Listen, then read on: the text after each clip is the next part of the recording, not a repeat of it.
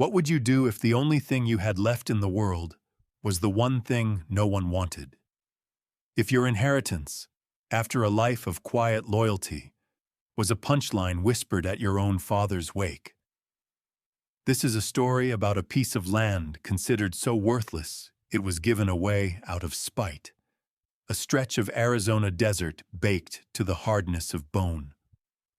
But the truth waiting under that sun-scorched dust was a secret of water, memory, and immense value. A secret that would rewrite a family's history and forge a new future from grief. Settle in and stay close as we journey into the heart of the Sonoran Desert, where a dismissed daughter and a forgotten map are about to change everything. Let us know in the comments where you're watching from tonight as we tell the story of Whitaker's folly. Lucy Whitaker stepped down from the stagecoach, and the heat of Tucson rose from the ground in a solid, shimmering wave. It was a physical blow, a final insult after a month of them. The dust, the color of rust and old blood, settled instantly on the hem of her black mourning dress, a garment that had been respectable and somber in the green humidity of the east. But here was just a woolen cage. She clutched the handle of the single trunk that held her entire world. A few changes of clothes, a small tin of her mother's hairpins, and her father's collection of maps.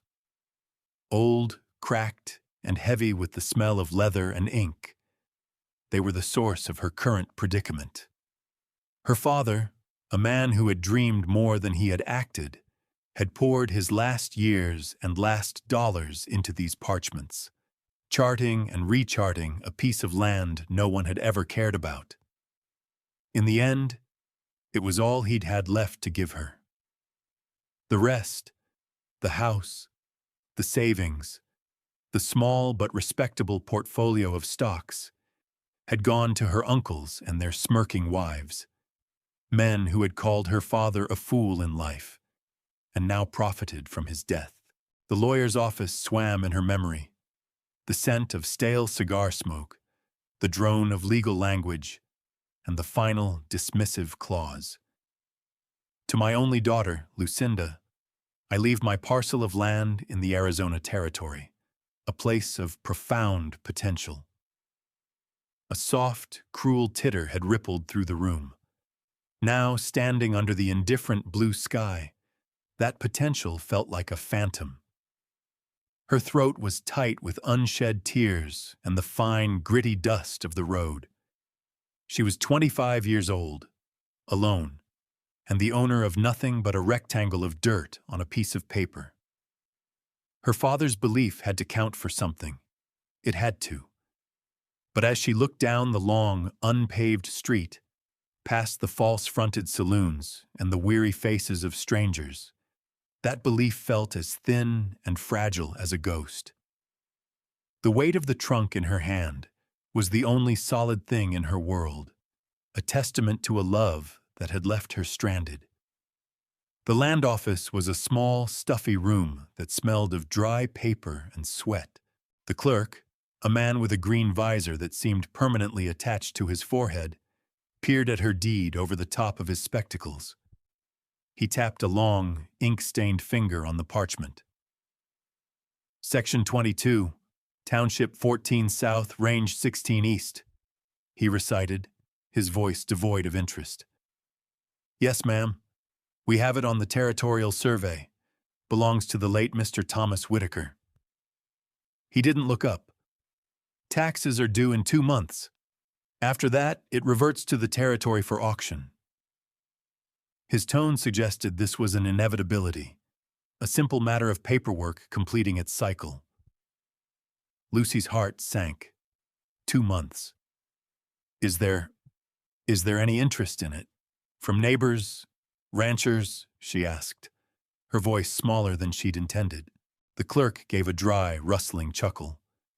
Ma'am, with respect, it's what we call scorch land. No water, no grazing, too rocky for crops. The Bartee Ranch borders it to the north, but Mr. Calloway has all the water he needs. He wouldn't want more dust. Just then, the door swung open, letting in a blinding slice of sunlight and a large, florid man. Uncle Marcus. He had come west on the railroad, a week ahead of her, to oversee the family's interests, which meant ensuring she didn't somehow turn her worthless inheritance into a problem for him. "Lucinda, there you are," he boomed, his voice filling the small space. "Still chasing this wild goose of your father's?" He glanced at the clerk, a knowing smirk on his face. "This is my niece, inherited Whitaker's folly. My brother, bless his soul, was a fine man but a terrible judge of dirt." The clerk offered a non-committal grunt, but Lucy saw the flicker of shared amusement in his eyes. Across the room, a man stood looking at a large territorial map tacked to the wall. He was tall and lean, dressed in practical, sun-faded canvas, his face weathered into a quiet stillness. He didn't turn, but Lucy felt his silence as a counterpoint to her uncle's bluster. He seemed rooted to the floor, a part of the landscape itself. Marcus clapped her on the shoulder. "Sell it for the taxes, girl. Take the $50 and come stay with your aunt. There's no shame in admitting defeat." Defeat. The word hung in the air, thick and suffocating. She looked from her uncle's condescending face to the deed in her hand, her father's elegant, hopeful signature at the bottom. She couldn't. Not yet. She had to see it first. She had to stand on the ground he had believed in. What would you do? Would you listen to the laughter and walk away, or would you walk toward the silence and the dust? What secret could a piece of worthless land possibly hold? Let us know what you think in the comments, and be sure to subscribe for more stories of forgotten history and quiet courage. Now, Lucy had to find someone who could read the land, not just the ledger. The whispers followed Lucy Whitaker from the general store to the livery. She was the Eastern girl with the morning dress and the worthless deed, a walking piece of town gossip. "That's Thomas Whitaker's girl," she heard a woman murmur over a barrel of pinto beans.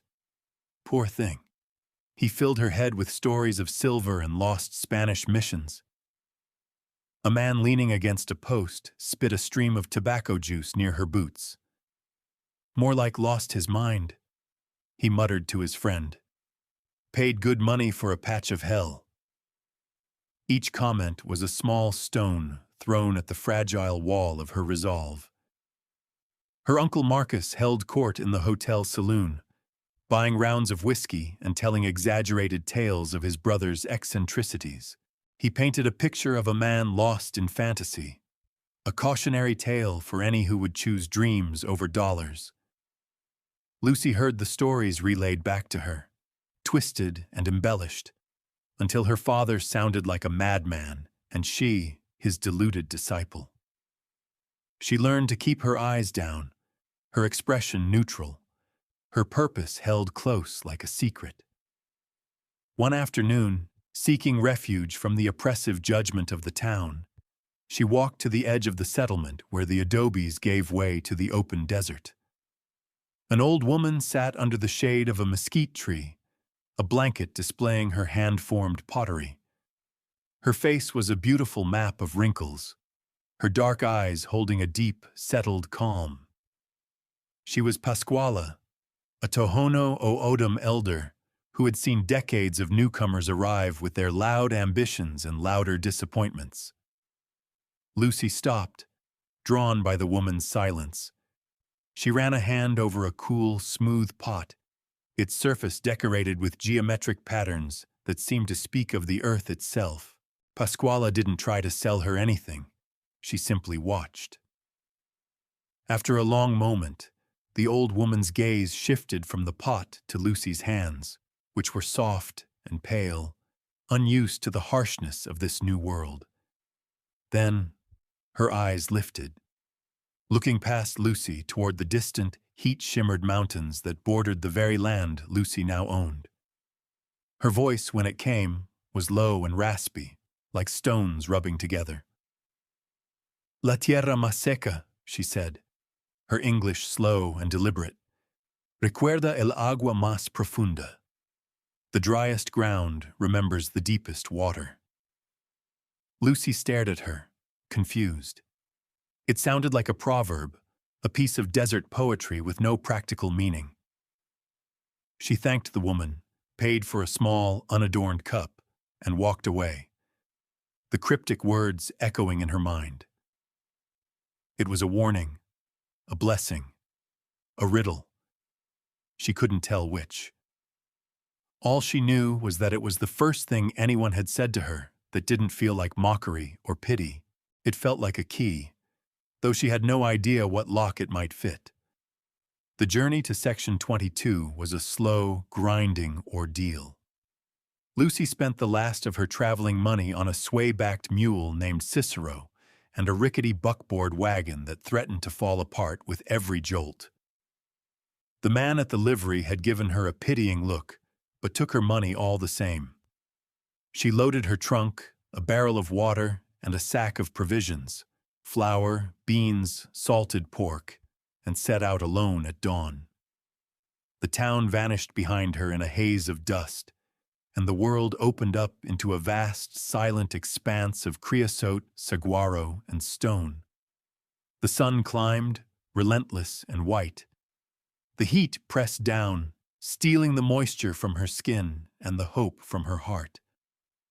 Cicero plodded onward, his ears drooping, his pace a funereal march that mirrored her own spirits.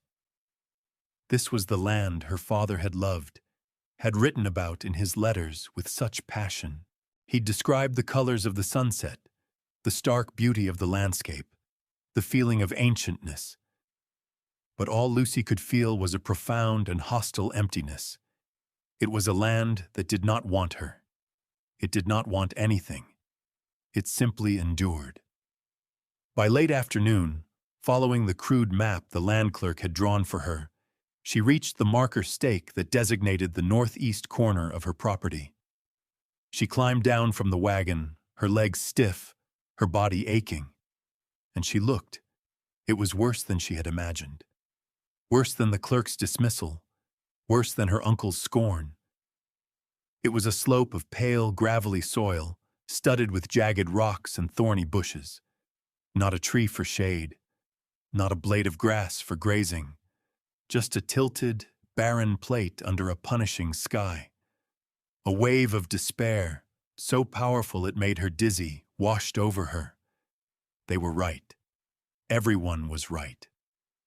Her father had been a fool, and she was a bigger one for following his delusion all the way here. Tears she had refused to shed in the lawyer's office or in the dusty town now burned hot on her cheeks. She sank to the ground, the rough fabric of her dress catching on thorns, and let out a single, ragged sob. The sound was immediately swallowed by the immense silence. As dusk began to bleed purple and orange across the horizon, she forced herself to move. She unhitched Cicero, giving him water from her precious supply. She built a small fire from dry creosote branches, the smoke rising thin and lonely into the vast, darkening sky. She ate a joyless meal of hardtack and beans. Laying out her bedroll near the dying embers, she stared up at a spray of stars so bright and cold they seemed to mock her smallness. She was an intruder here, a tiny, grieving speck in a world of profound indifference. She fell into a fitful sleep, the deed to this wasteland tucked inside her bodice like a stone against her heart. The next morning, the world was remade in the cool, clean light of dawn. The despair of the previous night had receded with the darkness, leaving behind a quiet, stubborn resolve. She would not be defeated by a single night. She owed her father more than that. After a meager breakfast, she retrieved the heavy, leather-bound tube from her trunk. It contained his master maps, the ones he had worked on for years. She unrolled the largest one on the flat surface of a rock, weighting its corners with smaller stones. It was a beautiful piece of work, drawn with a draftsman's precision and an artist's care. The elevation lines were delicate and sure, the geological notations neat and clear. But as she studied it, comparing the ink on the page to the land before her, she noticed something odd. In the northwest quadrant, near a distinctive outcropping of dark volcanic rock that she could see from her campsite, was a small, strange symbol. It wasn't a standard surveyor's mark for a spring, a mine, or a boundary. It was a small, tightly coiled spiral, like a serpent asleep, with a tiny arrow pointing from its center toward the rock formation. Her first thought was that it was a mistake, a slip of his pen, a meaningless doodle. She traced it with her finger. It felt deliberate. She pulled out another, older map from the tube, a preliminary sketch. The spiral was there too, but fainter, more questioning. On a third, a geological survey, the area around the spiral was annotated with a single cryptic word: sonido, sound. She didn't understand. The land before her was the quietest place she had ever been.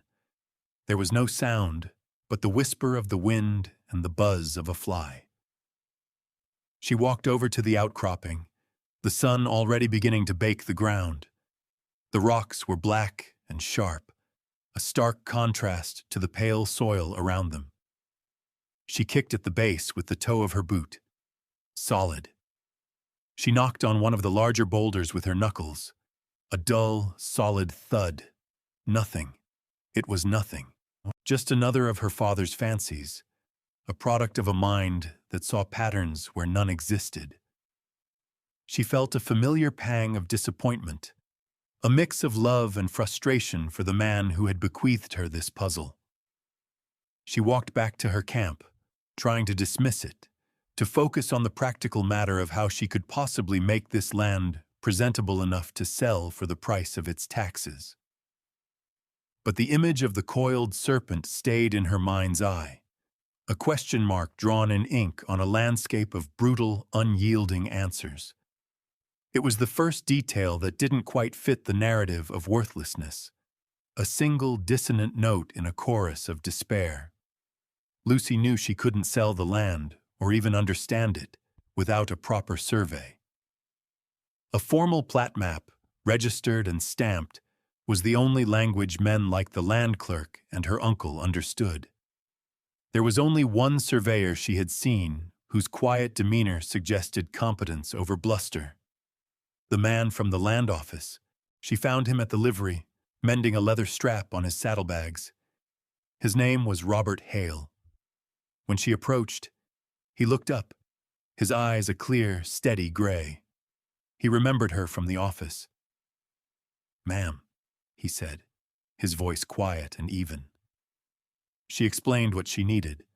A full survey of Section 22, every corner marked, every feature noted, no matter how insignificant. He listened patiently, his gaze never leaving her face. When she finished, he hesitated. "Miss Whitaker," he said, choosing his words carefully. "I'll be frank. A survey like that costs money. More than that land is likely to fetch you. It's not a good investment." It was the same logic everyone else used, but in his mouth, it sounded like honest counsel, not scorn. "I'm not asking for an investment," Lucy replied, her chin lifting slightly. "I'm asking for a measurement. My father believed there was more to this land than meets the eye.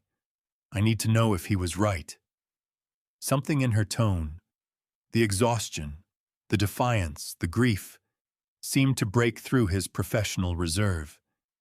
He studied her for a long moment, then gave a slow, deliberate nod.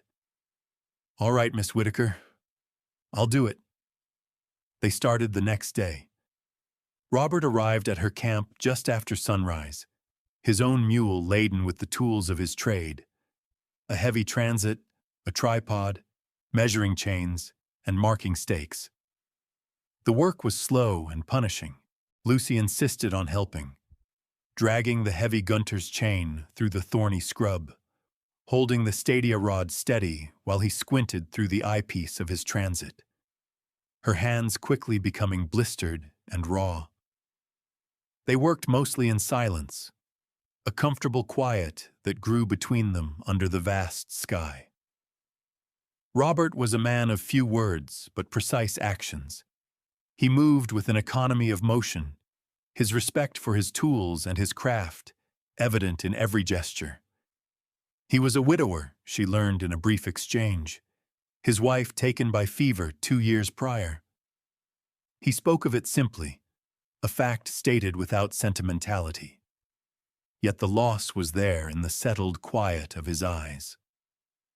As they worked their way toward the northwest quadrant, toward the black rock outcropping, Lucy's sense of anticipation grew. She said nothing of her father's map or the strange symbol. She wanted to see what Robert's instruments would reveal on their own. As he drove a wooden stake into the ground about 20 yards from the formation, the sound was different. Not the solid thump of stake into earth, but a hollow, resonant thunk. Robert paused, the mallet still in his hand. He frowned, then struck the ground again in a different spot a few feet away. Thump. He moved back to the first spot. Thunk. That's odd, he murmured, more to himself than to her. He knelt, brushing away the gravelly soil and tapping the ground with his knuckles. It was faint, but unmistakable. A hollowness, a space beneath the surface. He looked from the ground to the rock outcropping, then back again, a question forming on his face. He glanced at Lucy and saw in her eyes not surprise but confirmation. He realized then that she had been leading him here, that this was not a random survey but a search. The labor had brought them to the clue. The discovery of the hollow sound changed the tenor of their work from a methodical survey to a focused investigation. That evening, by the light of a flickering campfire, Lucy finally showed Robert her father's map. She pointed to the coiled serpent symbol and the word Sonido. Robert traced the drawing with a calloused finger, his expression thoughtful. "Your father wasn't just mapping the surface," he said softly. He was listening to it. He understood. He didn't dismiss it as fantasy. He saw it as data, another form of measurement. The next morning, they set aside the transit and chains and picked up a shovel and a pry bar. They began at the base of the rock outcropping, tapping and listening, following the hollow sound as it led them toward a section of the formation that looked like a jumble of fallen boulders. One stone, larger than the rest, seemed out of place. It was weathered, but not in the same way as the others.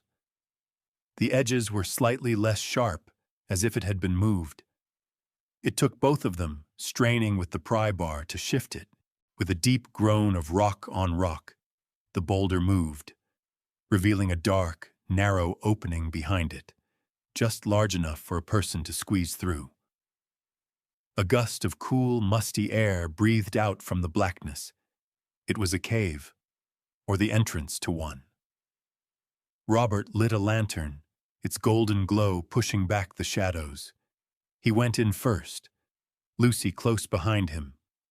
The space was small, a natural rock chamber no larger than a pantry, and in the center of the dusty floor sat a heavy, iron-strapped strongbox, the kind used by the cavalry or stage lines. It was rusted, but intact. Her heart hammered against her ribs. This was it. This was the heart of the secret. They carried it out into the daylight. The lock was corroded shut. Robert used the end of the pry bar, and with a screech of tortured metal, the lid sprang open. Lucy leaned forward, her breath held tight in her chest. Inside, resting on a bed of what looked like dried leaves, was a thick, leather-bound journal, a small, heavy pouch made of buckskin, and a stack of carefully folded papers. She lifted the journal first. The handwriting on the first page was her father's. "My dearest Lucy," it began, "if you are reading this, I have gone, but my work remains. Do not believe what they say of this land." She opened the buckskin pouch. It was filled with gold coins, double eagles mostly, enough to pay the back taxes a dozen times over. Then she unfolded the papers. They were maps, but far more detailed than the ones she had. One showed the path of an underground aquifer, a water source deep beneath the property, with a notation marking the spot where it ran closest to the surface. Another charted a forgotten trail, a pre-railroad wagon cutoff that ran directly through their section, a direct route between Tucson and the mining camps to the north. It would be invaluable for freight. The final page was a letter from a geologist confirming the likelihood of a stable water table. Her father hadn't been a fool. He had been a scientist, a historian, a visionary. He hadn't bought a piece of worthless desert. He had bought a crossroads. He had bought water. In the driest country imaginable, he had bought life itself. The tears that came this time were not of grief or despair, but of a profound, overwhelming vindication. The discovery left them in a state of stunned silence, the weight of its implications settling over the small camp. They had water, a trade route, and capital. They had a future. But the desert, as if to remind them of its power, was not finished with its own tests. By mid-afternoon, the sky to the west began to change color, shifting from a clear, hard blue to a bruised, yellowish brown. The air grew still and heavy, charged with an electric tension. "Dust storm," Robert said, his voice grim as he scanned the horizon. "A bad one. We need to get under cover." The wind picked up in an instant, hot and abrasive, whipping sand into their faces. The approaching wall of dust was immense, a churning, tumbling monster that blotted out the sun and turned the day to a terrifying twilight.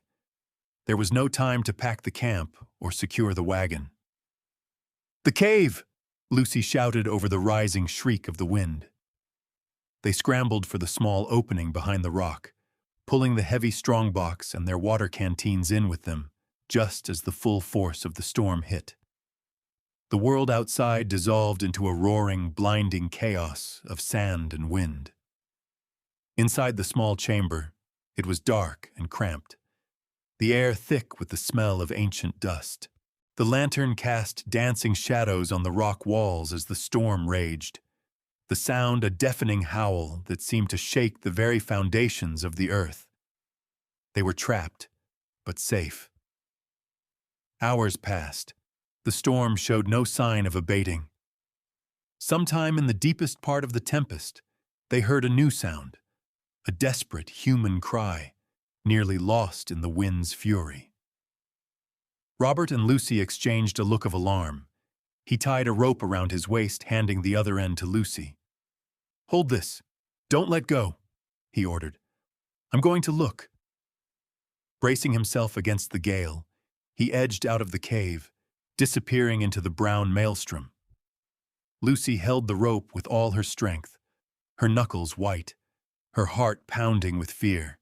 Minutes felt like an eternity. Then, a tug on the rope. She pulled, and Robert stumbled back into the opening, half carrying, half dragging a man, a woman, and a small, terrified child. They were a family, their wagon shattered by the wind, their horse lost to the storm. Their faces were caked with mud and tears, their eyes wide with shock. Lucy didn't hesitate. She gave them water, shared the last of her bread, and wrapped the shivering child in her own bedroll. Huddled together in the tiny, lantern-lit cave, 5 people waited out the storm, strangers bound by a shared moment of crisis and a simple act of shelter.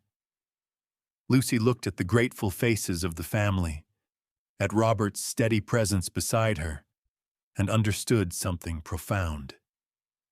This land had asked for more than just her belief. It had asked for her stewardship. In offering sanctuary, she had laid the first true stone of her new home. When the wind finally died and the sun broke through, the world was scoured clean, covered in a fresh blanket of fine red dust. The air was cool and washed. The family, whose name was Clark, was overwhelmed with gratitude. Their wagon was a wreck, but they were alive. "We'd have been lost, mister," Clark said, his voice thick with emotion, shaking Robert's hand. "Buried. We owe you our lives." Lucy assured them it was nothing, but she knew it was everything. As Robert helped Mr. Clark rig a crude travois to carry their belongings back to town, Mrs. Clark pressed the small pottery cup Lucy had bought from Pasquale back into her hands. "You keep this," she said, "to remember that even in the worst of it, there's kindness." The Clark story spread through Tucson before they had even finished their first meal at the hotel. They spoke of the sudden, violent storm, their near-death experience, and the quiet woman and the surveyor who had pulled them from the jaws of the tempest. They spoke of a cave, of shelter, and of a generosity that asked for nothing in return. The whispers about Lucy Whitaker began to change. The deluded Eastern girl became the brave woman from Section 22. The story of her inheriting Whitaker's folly was now told with a note of curiosity, not scorn. A week later, guided by the detailed map from her father's journal, Lucy and Robert found the spot. It was a shallow basin, barely distinguishable from the surrounding terrain. But when Robert drove a steel rod into the ground, it sank easily, and when he pulled it out, the tip was wet. They had found the water. The news of the spring, confirmed by the land clerk who came out himself, was a seismic event. Water was the currency of the territory, more valuable than gold. Suddenly, Section 22 was no longer the middle of nowhere. It was the key to the entire region. Freight wagons, ranchers, and the railroad all needed reliable water. Her father's forgotten cut-off trail was now a vital artery. Her Uncle Marcus appeared at her camp one evening, his usual bluster gone, replaced by a look of stunned disbelief. He stared at the well-digging equipment Robert had hired, at the fresh survey stakes marking out a town site. I don't understand," he stammered. "Thomas never said—" "He tried to tell you," Lucy said, her voice even and calm, without triumph or malice. "You just weren't listening." Marcus looked at his niece, at the confident set of her shoulders and the sun-browned strength in her face. He saw not the foolish girl he had pitied, but the inheritor of a wisdom he had been too arrogant to recognize. He turned and left without another word, humbled not by her wealth, but by her father's enduring vision. The town no longer laughed. It watched in reverent silence as Whitaker's folly began to bloom. The seasons turned. The raw wound of the well they had dug became a proper stone-lined structure, cool and deep. A small adobe house, built with the help of Robert and men from town, now stood where Lucy's lonely campfire had once burned. The walls were thick, the rooms cool, and from her porch she could see the steady trickle of commerce beginning to trace the old wagon cutoff, a dusty ribbon of life unfurling across her land. The Bar T Ranch now paid her for watering rights, and the freight company that ran supplies to the northern mines had a contract to use the trail and the spring. The town that was growing around the well was small, just a few sturdy buildings so far, but it was real. It had a name. Agua Recuerdo, remembered water. One evening, as the sun set, painting the sky in the brilliant colors her father had so loved, Lucy stood with Robert on the small ridge overlooking their valley. The heat of the day was giving way to a gentle, fragrant coolness. The silence was no longer empty, but filled with the promise of cicadas and the distant, comfortable sounds of settlement. Robert stood beside her, his presence as solid and reassuring as the land itself. Their partnership, forged in labor and crisis, had deepened into a quiet, unspoken affection. He was a part of this place now, a part of her life. He gestured with his chin toward the growing settlement, the warm lights beginning to glow in the windows. "Your father would be proud," he said. "You've built something here." Lucy looked out at the land, at the dark, volcanic rocks that guarded the cave, at the line of green that was beginning to trace the path of the water, at the sturdy little house that was her home. She thought of the mockery, the grief, and the long, lonely journey that had brought her here. She had come seeking to sell a piece of her past, to rid herself of a burden. Instead, she had found its deepest meaning. "It was never about building something new," she said softly, the words carrying the entire weight of her story. "It was about proving what was already here." She had not created the water or the trail. She had simply listened, as her father had, to the memory of the land. Thank you for staying with us for this story of quiet determination and the surprising power of what lies hidden beneath the surface. If you were moved by Lucy's journey to prove that what the world dismisses often contains what the world most needs, please leave a like and a comment below. Be sure to subscribe and ring the bell so you don't miss our next story from the forgotten corners of history. Until then, take care.